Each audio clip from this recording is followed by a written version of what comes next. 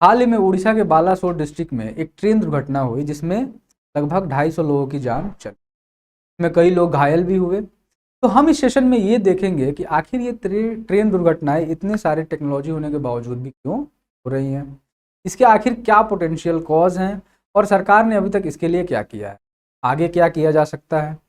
नमस्कार, Chanakya YouTube channel पे आपका स्वागत है और चलिए सेशन को स्टार्ट करते हैं। सबसे पहले अगर हम बात करें तो ऐसी ट्रेन दुर्घटनाएं होते रही हैं। बीकानेर गुवाहाटी एक्सप्रेस जो है 13 जनवरी 2022 को डिरेल हुई और उसमें 9 लोगों की मृत्यु हो। पवन एक्सप्रेस जो है नासिक के आसपास 3 अप्रैल के दौरान जो डिरेलमेंट हुआ उसमें 2 लोग दुर्घटनाग्रस्त हो गए। 25 मार्च 2022 की बात है कि 2 ट्रैकमैन जो है वह उनको फैटली हिट हुए वहां पे कट करना।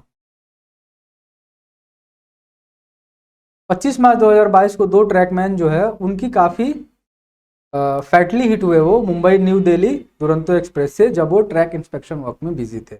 2 जनवरी 2023 को 11 कोच जो है सूर्यनगरी एक्सप्रेस का डिरेल हुआ और इसमें 10 लोग जो है दुर्घटनाग्रस्त हो गए। तो ये कॉन्टिन्यूअस जो है आप देखोगे कि ऐसे एक्सीडेंट होते रहे हैं। ठीक है, अब बात करते हैं कि भाई क्या कोर रीजन है जिसके चलते एक्सीडेंट आखिर हो रहे हैं। सबसे पहले अगर बात की जाए कि आखिर कोर रीजन्स क्या हैं जिनके चलते ये सारे मिसहैप्स सारे एक्सीडेंट्स हो रहे हैं। रेलवे ने ये देखा गया ग्रेजुअली कि अपना फोकस सेफ्टी से हटा करके पेरिफेरल एक्टिविटी पे ज़्यादा ध्यान देना चालू कर दिया, जैसे कि कैटरिंग पे, वाईफाई पे, बुलेट ट्रेन पे, और सेफ्टी को एक तरह से धीरे धीरे नेग्लेक्ट किया गया। हालांकि यहाँ पे आप बोलोगे कि भाई कवच तो लॉन्च हुआ लेकिन वो ग्रास रूट प्रॉब्लम को अभी भी सॉल्व नहीं कर रहा है। कोई भी सेपरेट डिपार्टमेंट अभी भी नहीं है जो कि सेफ्टी और सिक्योरिटी के लिए बना हो रेलवे में। इसके अलावा अंडर इन्वेस्टमेंट है रेलवे में किसके रिगार्डिंग, अपना जो रेल नेटवर्क है उसके एक्सपेंशन के लिए। अभी मान लो कि रेल नेटवर्क ही हमारे पास लिमिटेड है और उसमें जो डेंसिटी ऑफ ट्रेन है वो ज़्यादा है, तो उससे काफ़ी ज़्यादा चांसेस बनते हैं कि ऐसे एक्सीडेंट कॉन्टिन्यूसली हो सकते हैं। इसके अलावा कोई भी अभी फ्राइट कॉरिडोर जस्ट लॉन्च किया है लेकिन एक प्रॉपर तरीके से ईस्ट वेस्ट कॉरिडोर आप बोलोगे, लेकिन एक प्रॉपर तरीके से फ्राइट और पैसेंजर का अभी भी डिमार्केशन नहीं किया गया, जिसके चलते क्या होता है कि गुड्स वाली ट्रेन, पैसेंजर वाली ट्रेन जनरली उनका भी इंट्रैक्शन का खतरा रहता है। इस वाले जो अभी जो उड़ीसा वाला जो हादसा हुआ है उसमें गुड्स ट्रेन भी इन्वॉल्व थी। इफेक्ट जो है ट्रैक और रोलिंग स्टॉक में जनरली होता है जिसके चलते डिरेलमेंट का चांस ज़्यादा रहता है। ठीक है, तो इस पे भी ध्यान नहीं दिया जा रहा है। इसके अलावा अगर बात करें तो ये सबसे इंपॉर्टेंट इशू है लैप्स। जो रेलवे स्टाफ है उनका लैप्स, ठीक है, उनके वर्किंग में लैप्स। ये लैप्स कैसे होते हैं, पहला तो केयरलेसनेस होता है, ढंग से काम नहीं करते हैं, पुअर मेंटेनेंस है ट्रैक का आप कह लो, है ना। इसके अलावा शॉर्टकट अपनाए जाते हैं, कोई भी ऑब्जर्वेशन नहीं है जिसमें कि सेफ्टी रूल्स और प्रोसीजर को फॉलो किया जाए प्रॉपर तरीके से। तो ये सारी जो समस्याएं हैं इसके चलते क्या हो रहा है कि ये सारा एक्सीडेंट कंटिन्यूअसली ऐसा देखो। इसके अलावा लोको पायलट जो है उनके वर्किंग के रिगार्डिंग भी समस्याएं हैं। अगर ये जो ट्रैफिक बढ़ा, जब आप देख रहे हो कि लिमिटेड अपने पास रेल नेटवर्क है और इसके चलते जो ट्रैफिक बढ़ा है तो 1-1 किलोमीटर के अंतराल पे 1-1 सिग्नल आता है, जिसको गौर करना काफ़ी एक तरह से टफ टास्क है लोको पायलट्स के लिए भी। इसके अलावा लोको पायलट्स का जो शेड्यूलिंग है काम का वो भी काफ़ी क्या है, हेक्टिक है, काफ़ी ज़्यादा उन पर वर्कलोड है, क्योंकि एक तो लिमिटेड स्टाफ है, उनकी प्रॉपर तरीके से शेड्यूलिंग नहीं होती है, तो कभी कभी उनकी नींद पूरी नहीं हो पाती है। तो ये सारे जो वजह है इसके चलते भी एक्सीडेंट देखने को मिलते हैं। अब हम बात करेंगे कि भाई गवर्नमेंट ने आखिर क्या किया है। ये जो दुर्घटनाएं तो होती ही रहती हैं, तो गवर्नमेंट आखिर क्या कर रही है। मिशन जीरो लेकर के आई, मिशन जीरो एक्सीडेंट, और ये आया था आपके 2016-17 के बजट में, जिसमें ये बात की गई कि भैया हम कैसे जो है एक्सीडेंट्स को कम कर सकते। 2017-18 के बजट में एक राष्ट्रीय रेल संरक्षा कोष जो है वो एस्टेब्लिश किया गया, जिसमें 1 लाख करोड़ का प्रोविजन था कि भाई 5 साल के लिए ये 1 लाख करोड़ यूज होगा और इससे जो भी सेफ्टी रिलेटेड काम है उस पर खर्च किया। ठीक है, इंस्ट्रक्शन जो है वो भी इशू किया गया, सुप्रीम कोर्ट इसमें इन्वॉल्व था, जिसमें ये बोला गया कि भाई जो भी अपना पैसेंजर ट्रेन है उसमें जो है मेडिसिन इक्विपमेंट, ऑक्सीजन सिलेंडर वगैरह रखा जाए, ताकि कोई भी ऐसा मिसहैप हो तो उन्हें बचाया जा सके। इसके अलावा कवच आपने सुना होगा कि 2000 किलोमीटर के लिए आउट ऑफ 34,000 ऑलमोस्ट किलोमीटर, इसके लिए कवच जो है कटिंग एज टेक्नोलॉजी है, जिसमें कि कोलिजन आता है तो वो एक तरह से सेंसर्स वगैरह होते हैं जिससे कि कोलिजन को अवॉइड किया जा सकता है। ये प्रोविजन जस्ट थोड़े दिन पहले आया, ठीक है। तो गवर्नमेंट ने ये काम अभी सिग्नलिंग सिस्टम को थोड़ा बहुत स्ट्रॉन्ग किया गया है काफ़ी हद तक।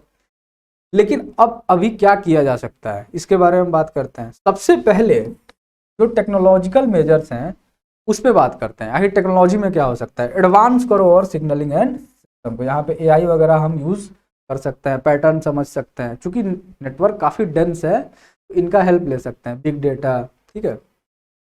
इसके अलावा टेक्नोलॉजिकल एड्स जो है वो प्रोवाइड कर सकते हैं हम लोको पायलट्स को। मैं बता रहा था कि 1-1 किलोमीटर पे अगर सिग्नल है तो उनको कुछ ऐसा टेक्नोलॉजी प्रोवाइड किया जाए कि जो इनकाउंटर हो रहा है कंटिन्यूअसली सिग्नल, उनका वो आसानी से क्या कर सकें, एक तरह से वो टैकल कर सके उस समस्या को। ट्रेन प्रोटेक्शन और वार्निंग सिस्टम काफ़ी ज़रूरी है।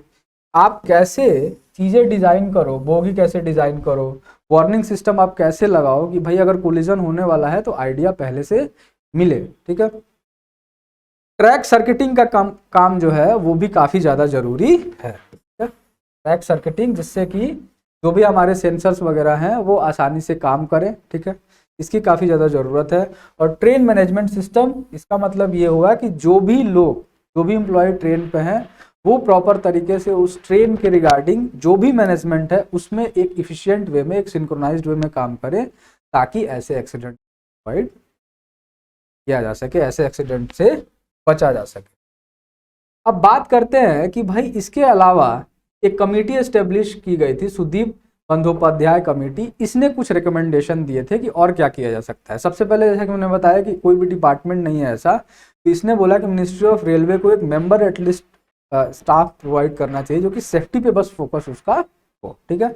इसके अलावा इन्वेस्टमेंट हमें बढ़ाना चाहिए ताकि ट्रैक का हम एक्सपेंशन कर सके, तभी तो डेंसिटी कम होगी, ठीक है, जो ट्रैफिक है वो कम होगा। इसके अलावा उन्होंने ये रिकमेंड किया कि एलएचबी कोचेस जो है, ये एलएचबी कोचेस क्या है कि जो डिरेलमेंट होती है उसके दौरान जो ऐसे मान लो कि 2 ट्रेन आई, एक ऊपर से चढ़ गई, तो वैसे सिचुएशंस में काफ़ी ज़्यादा इम्पैक्ट को रोक लेता है, तो एलएचबी कोचेस पे हमें स्विच कर जाना चाहिए। इसके अलावा ये रिकमेंडेशन इस कमेटी ने दिया कि भाई प्रॉपर कोर्सेस वगैरह इंट्रोड्यूस करने चाहिए रेलवे स्टाफ के लिए, रिफ्रेशर कोर्सेस जो होता है, जिससे कि उनमें डिसिप्लिन आए, वो जो लैप्सेस हो रही हैं स्टाफ के द्वारा उसमें काफ़ी हद तक कमी आए, ठीक है। एक बार रिक्रूटमेंट के बाद उनकी कोई भी ट्रेनिंग वैसे नहीं होती है, तो रिफ्रेशर कोर्सेस हमें कंटिन्यूअसली क्या करने चाहिए, लॉन्च करते रहने चाहिए, जिससे कि जो भी नई टेक्नोलॉजी आ रही है पहले तो उनके बारे में स्टाफ सीखें। इसके अलावा जो भी नए तरीके की दुर्घटनाएं हो रही हैं उसके रिगार्डिंग भी उनमें क्या किया जा सके, जो प्रोटेक्शन मेजर्स है वो इंट्रोड्यूस किया जा सके।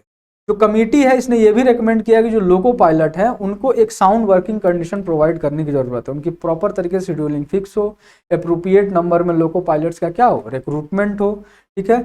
इसके अलावा बेटर मेडिकल फैसिलिटी भी प्रोवाइड की जाए ताकि उनका परफॉर्मेंस अच्छा हो, ठीक है। मेडिकल यहाँ पे फैसिलिटी, मेडिकल चेकअप का मतलब यह है कि आई साइट कैसा है, उनका फिजिकल हेल्थ कैसा है, इस पर भी ध्यान देने की जरूरत, ठीक है। इस कमेटी के बाद भी कुछ चीजें हैं जो कि की जा सकती है। सबसे पहले रेलवे को क्या करना चाहिए कि एक जनरेशनल चेंज की जरूरत है सबकी। हम वाईफाई, बुलेट ट्रेन इन पे तो फोकस कर रहे हैं, मॉडर्न लेटेस्ट टेक्नोलॉजी पे ध्यान दे रहे हैं, लेकिन हमारा ध्यान सेफ्टी पे। तो सबसे पहले आपकी फर्स्ट प्रायोरिटी सेफ्टी होनी चाहिए। ये मैं इसलिए भी और बोल रहा हूं क्योंकि आपका कंपटीशन 2 और ट्रांसपोर्टेशन से है, एयरवे से है और रोडवे से है, ठीक है। ये 2 जो है आपको टफ चैलेंज अभी दे रहा है। अगर रेलवे जो है कॉन्टिन्यूसली अपना जो रेवेन्यू है वो इन सभी टेक्नोलॉजिकल मेजर्स पे ज़्यादा खर्च करेगा और सेफ्टी पे अगर ध्यान नहीं देगा तो धीरे धीरे क्या होगा कि लोगों का विश्वास इस पे से अनसेफ जो मीडियम है इसका टैग इसे। तो हमें ये करना है इसमें कि भाई हमारी प्रायोरिटी सबसे पहले सेफ्टी हो, उसके बाद हम बाकी चीज़ों पे ध्यान। सेफ्टी को हमें और रोबस्ट करने की जरूरत है, खास करके जो हमारा सिग्नलिंग सिस्टम है। कवच जो है, जैसा कि मैंने इसमें बताया था कि 2000 किलोमीटर के लिए इंट्रोड्यूस किया गया 34,000 में, तो इसको और तेजी से क्या करना है, एक्सपेंड करने की जरूरत। ठीक है, तो इस सेशन में हमने समझा काफी कॉम्प्रिहेंसिव तरीके से कि ये जो बालासोर की दुर्घटना है आखिर कैसे, लैप्सेस जो है कहाँ कहाँ पे हो रहे थे, गवर्नमेंट ने आखिर क्या किया, और आखिर और क्या किया जा सकता है, हमने उस कमेटी का रिकमेंडेशन भी। तो ये पोटेंशियल एक क्वेश्चन बन सकता है आगे कि भाई रेलवे सेफ्टी के रिगार्डिंग क्या किया जा सकता है, या रेलवे में जो है ऐसे एक्सीडेंट्स क्यों हो रहे हैं, तो ये आप आसानी से टैकल कर ले जाओ।